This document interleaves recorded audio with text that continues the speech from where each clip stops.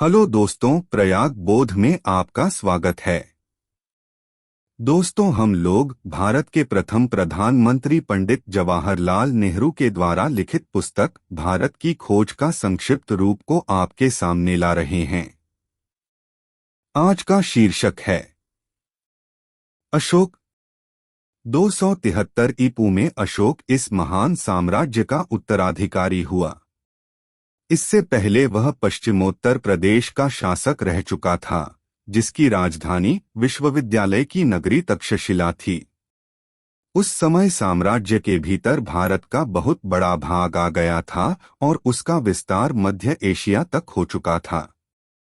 केवल दक्षिण पूर्व और दक्षिण का एक भाग उसके अधिकार क्षेत्र में नहीं आ पाए थे।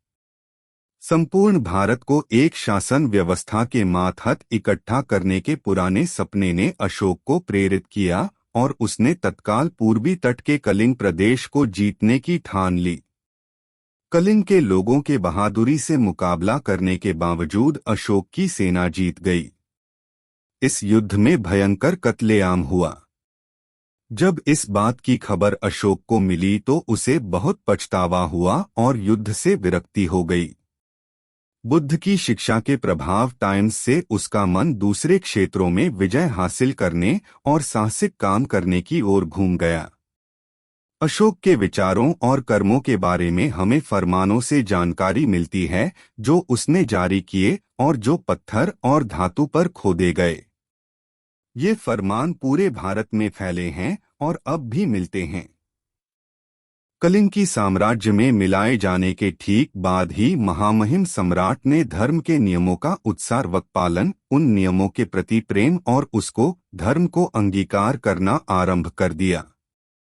उनके एक फरमान में कहा गया है कि अशोक अब आगे किसी प्रकार की हत्या या बंदी बनाए जाने को सहन नहीं करेगा।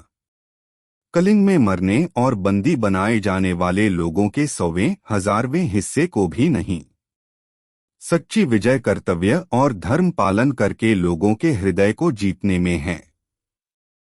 टाइम्स फरमान में आगे कहा गया है, इसके अलावा यदि कोई उनके साथ बुराई करेगा तो उसे भी जहां तक संभव होगा महामहिम सम्राट को झेलना होगा।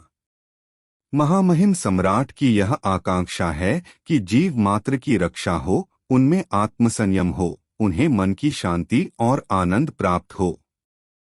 इस अद्भुत शासक ने, जिसे आज भी भारत और एशिया के बहुत से दूसरे भागों में प्यार से याद किया जाता है, अपने आप को बुद्ध की शिक्षा के प्रचार में, नेकी और सद्भाव के काम में तथा प्रजा के हित के लिए सार्वजनिक कार्यों के प्रति समर्पित कर दिया।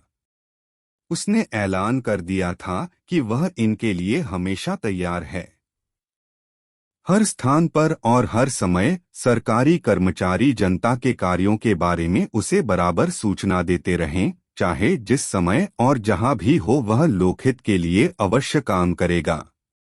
खुद कट्टर बौद्ध होने पर भी उसने दूसरे धर्मों को बराबर आदर और महत्व दिया। अशोक बहुत बड़ा निर्माता भी था। उसने अपनी कुछ बड़ी इमारतों को बनाने में मदद के लिए विदेशी कारीगरों को रख छोड़ा था। यह नतीजा एक जगह इकट्ठे बने स्तंभों के डिजाइन से निकाला गया है जो परसिपोलिस की याद दिलाते हैं। लेकिन इस शुरू की मूर्तिकला और दूसरे अवशेषों में भी भारतीय कला परंपरा की विशेषताएं दिखाई पड़ती हैं। 41 साल तक अनवरत शासन करने के बाद ईपू 232 में अशोक की मृत्यु हो गई।